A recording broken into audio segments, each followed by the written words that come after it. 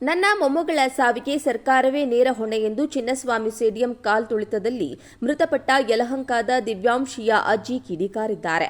ಈ ಕುರಿತು ಮಾಧ್ಯಮದವರೊಂದಿಗೆ ಮಾತನಾಡಿದ ಅವರು ಬುಧವಾರ 4:30ಕ್ಕೆ ಕರೆ ಮಾಡಿ ದಿವ್ಯಾಂಶಿ ಮೃತಪಟ್ಟ ಮಾಹಿತಿ ನೀಡಿದರು. ಇಂದು ಸಂಜೆ ಆಂಧ್ರದ ಅನ್ನಮಯ್ಯ ಜಿಲ್ಲೆಗೆ ಮೃತದೇಹ ಶಿಫ್ಟ್ ಮಾಡುತ್ತೇವೆ.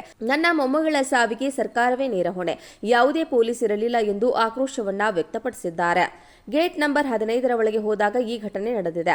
ಬಿದ್ದ ಮೊಮ್ಮಗಳನ್ನ ಜೊತೆಗೆ ಇದ್ದವರೇ ಆಟೋದಲ್ಲಿ ಕರೆದುಕೊಂಡು ಹೋಗಿದ್ದಾರೆ. ಸರ್ಕಾರ ಮೊದಲೇ ಸಿದ್ಧತೆ ಮಾಡಿಕೊಳ್ಳಬೇಕಿತ್ತು. ತಾಯಿ ಚಿಕ್ಕಮ್ಮ ಜೊತೆಗೆ ಹೋಗಿದ್ದರು ಎಂದು ಬೇಸರವನ್ನ ವ್ಯಕ್ತಪಡಿಸಿದ್ದಾರೆ. 9ನೇ ತರಗತಿ ಓದುತ್ತಿದ್ದ ದಿವ್ಯಾಂಶಿ ಕಾಲು ತುಳಿತದ ವೇಳೆ ಅಸ್ವಸ್ಥಗೊಂಡು ಮೃತಪಟ್ಟಿದ್ದಾಳೆ. ಸದ್ಯ ದಿವ್ಯಾಂಶಿ ಮರಣೋತ್ತರ ಪರೀಕ್ಷೆ ಮುಕ್ತಾಯಗೊಂಡಿದ್ದು ಕುಟುಂಬಸ್ಥರಿಗೆ ಮೃತದೇಹವನ್ನ ಹಸ್ತಾಂತರಿಸಲಾಗಿದೆ. ನನ್ನ ಮೊಮ್ಮಗಳ ಸಾವಿಗೆ ಸರ್ಕಾರವೇ ನೇರ ಹೊಣೆ ಎಂದು ಚಿನ್ನಸ್ವಾಮಿ ಸ್ಟೇಡಿಯಂ ಕಾಲ್ತುಳಿತದಲ್ಲಿ ಮೃತಪಟ್ಟ ಯಲಹಂಕದ ದಿವ್ಯಾಂಶಿಯ ಅಜ್ಜಿ ಕಿಡಿಕಾರಿದ್ದಾರೆ. ಈ ಕುರಿತು ಮಾಧ್ಯಮದವರೊಂದಿಗೆ ಮಾತನಾಡಿದ ಅವರು ಬುಧವಾರ 4:30ಕ್ಕೆ ಕರೆ ಮಾಡಿ ದಿವ್ಯಾಂಶಿ ಮೃತಪಟ್ಟ ಮಾಹಿತಿ ನೀಡಿದರು. ಇಂದು ಸಂಜೆ ಆಂಧ್ರದ ಅನ್ನಮಯ್ಯ ಜಿಲ್ಲೆಗೆ ಮೃತದೇಹ ಶಿಫ್ಟ್ ಮಾಡುತ್ತೇವೆ. ನನ್ನ ಮೊಮ್ಮಗಳ ಸಾವಿಗೆ ಸರ್ಕಾರವೇ ನೇರ ಹೊಣೆ, ಯಾವುದೇ ಪೊಲೀಸ್ ಇರಲಿಲ್ಲ ಎಂದು ಆಕ್ರೋಶವನ್ನ ವ್ಯಕ್ತಪಡಿಸಿದ್ದಾರೆ. ಗೇಟ್ ನಂಬರ್ 15ರ ಒಳಗೆ ಹೋದಾಗ ಈ ಘಟನೆ ನಡೆದಿದೆ. ಬಿದ್ದ ಮೊಮ್ಮಗಳನ್ನ ಜೊತೆಗೆ ಇದ್ದವರೇ ಆಟೋದಲ್ಲಿ ಕರೆದುಕೊಂಡು ಹೋಗಿದ್ದಾರೆ. ಸರ್ಕಾರ ಮೊದಲೇ ಸಿದ್ಧತೆ ಮಾಡಿಕೊಳ್ಳಬೇಕಿತ್ತು. ತಾಯಿ ಚಿಕ್ಕಮ್ಮ ಜೊತೆಗೆ ಹೋಗಿದ್ದರು ಎಂದು ಬೇಸರವನ್ನ ವ್ಯಕ್ತಪಡಿಸಿದ್ದಾರೆ. 9ನೇ ತರಗತಿ ಓದುತ್ತಿದ್ದ ದಿವ್ಯಾಂಶಿ ಕಾಲು ತುಳಿತದ ವೇಳೆ ಅಸ್ವಸ್ಥಗೊಂಡು ಮೃತಪಟ್ಟಿದ್ದಾಳೆ. ಸದ್ಯ ದಿವ್ಯಾಂಶಿ ಮರಣೋತ್ತರ ಪರೀಕ್ಷೆ ಮುಕ್ತಾಯಗೊಂಡಿದ್ದು ಕುಟುಂಬಸ್ಥರಿಗೆ ಮೃತದೇಹವನ್ನ ಹಸ್ತಾಂತರಿಸಲಾಗಿದೆ.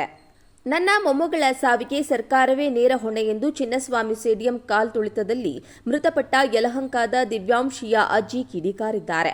ಈ ಕುರಿತು ಮಾಧ್ಯಮದವರೊಂದಿಗೆ ಮಾತನಾಡಿದ ಅವರು ಬುಧವಾರ 4:30ಕ್ಕೆ ಕರೆ ಮಾಡಿ ದಿವ್ಯಾಂಶಿ ಮೃತಪಟ್ಟ ಮಾಹಿತಿ ನೀಡಿದರು. ಇಂದು ಸಂಜೆ ಆಂಧ್ರದ ಅನ್ನಮಯ್ಯ ಜಿಲ್ಲೆಗೆ ಮೃತದೇಹ ಶಿಫ್ಟ್ ಮಾಡುತ್ತೇವೆ. ನನ್ನ ಮೊಮ್ಮಗಳ ಸಾವಿಗೆ ಸರ್ಕಾರವೇ ನೇರ ಹೊಣೆ, ಯಾವುದೇ ಪೊಲೀಸ್ ಇರಲಿಲ್ಲ ಎಂದು ಆಕ್ರೋಶವನ್ನ ವ್ಯಕ್ತಪಡಿಸಿದ್ದಾರೆ. ಗೇಟ್ ನಂಬರ್ 15ರ ಒಳಗೆ ಹೋದಾಗ ಈ ಘಟನೆ ನಡೆದಿದೆ. ಬಿದ್ದ ಮೊಮ್ಮಗಳನ್ನ ಜೊತೆಗೆ ಇದ್ದವರೇ ಆಟೋದಲ್ಲಿ ಕರೆದುಕೊಂಡು ಹೋಗಿದ್ದಾರೆ. ಸರ್ಕಾರ ಮೊದಲೇ ಸಿದ್ಧತೆ ಮಾಡಿಕೊಳ್ಳಬೇಕಿತ್ತು. ತಾಯಿ ಚಿಕ್ಕಮ್ಮ ಜೊತೆಗೆ ಹೋಗಿದ್ದರು ಎಂದು ಬೇಸರವನ್ನ ವ್ಯಕ್ತಪಡಿಸಿದ್ದಾರೆ. 9ನೇ ತರಗತಿ ಓದುತ್ತಿದ್ದ ದಿವ್ಯಾಂಶಿ ಕಾಲು ತುಳಿತದ ವೇಳೆ ಅಸ್ವಸ್ಥಗೊಂಡು ಮೃತಪಟ್ಟಿದ್ದಾಳೆ. ಸದ್ಯ ದಿವ್ಯಾಂಶಿ ಮರಣೋತ್ತರ ಪರೀಕ್ಷೆ ಮುಕ್ತಾಯಗೊಂಡಿದ್ದು ಕುಟುಂಬಸ್ಥರಿಗೆ ಮೃತದೇಹವನ್ನ ಹಸ್ತಾಂತರಿಸಲಾಗಿದೆ.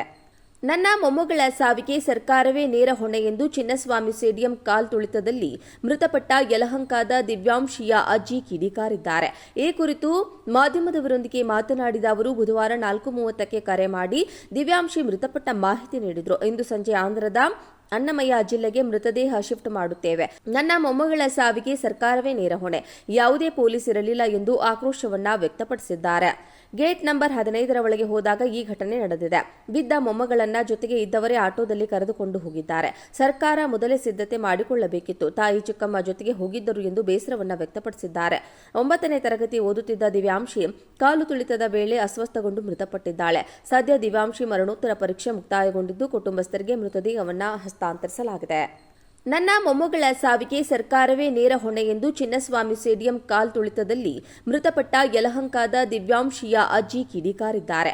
ಈ ಕುರಿತು ಮಾಧ್ಯಮದವರೊಂದಿಗೆ ಮಾತನಾಡಿದ ಅವರು ಬುಧವಾರ 4:30ಕ್ಕೆ ಕರೆ ಮಾಡಿ ದಿವ್ಯಾಂಶಿ ಮೃತಪಟ್ಟ ಮಾಹಿತಿ ನೀಡಿದರು. ಇಂದು ಸಂಜೆ ಆಂಧ್ರದ ಅನ್ನಮಯ್ಯ ಜಿಲ್ಲೆಗೆ ಮೃತದೇಹ ಶಿಫ್ಟ್ ಮಾಡುತ್ತೇವೆ. ನನ್ನ ಮೊಮ್ಮಗಳ ಸಾವಿಗೆ ಸರ್ಕಾರವೇ ನೇರ ಹೊಣೆ, ಯಾವುದೇ ಪೊಲೀಸ್ ಇರಲಿಲ್ಲ ಎಂದು ಆಕ್ರೋಶವನ್ನ ವ್ಯಕ್ತಪಡಿಸಿದ್ದಾರೆ. ಗೇಟ್ ನಂಬರ್ 15ರ ಒಳಗೆ ಹೋದಾಗ ಈ ಘಟನೆ ನಡೆದಿದೆ. ಬಿದ್ದ ಮೊಮ್ಮಗಳನ್ನ ಜೊತೆಗೆ ಇದ್ದವರೇ ಆಟೋದಲ್ಲಿ ಕರೆದುಕೊಂಡು ಹೋಗಿದ್ದಾರೆ. ಸರ್ಕಾರ ಮೊದಲೇ ಸಿದ್ಧತೆ ಮಾಡಿಕೊಳ್ಳಬೇಕಿತ್ತು. ತಾಯಿ ಚಿಕ್ಕಮ್ಮ ಜೊತೆಗೆ ಹೋಗಿದ್ದರು ಎಂದು ಬೇಸರವನ್ನ ವ್ಯಕ್ತಪಡಿಸಿದ್ದಾರೆ. 9ನೇ ತರಗತಿ ಓದುತ್ತಿದ್ದ ದಿವ್ಯಾಂಶಿ ಕಾಲು ತುಳಿತದ ವೇಳೆ ಅಸ್ವಸ್ಥಗೊಂಡು ಮೃತಪಟ್ಟಿದ್ದಾಳೆ. ಸದ್ಯ ದಿವ್ಯಾಂಶಿ ಮರಣೋತ್ತರ ಪರೀಕ್ಷೆ ಮುಕ್ತಾಯಗೊಂಡಿದ್ದು ಕುಟುಂಬಸ್ಥರಿಗೆ ಮೃತದೇಹವನ್ನ ಹಸ್ತಾಂತರಿಸಲಾಗಿದೆ.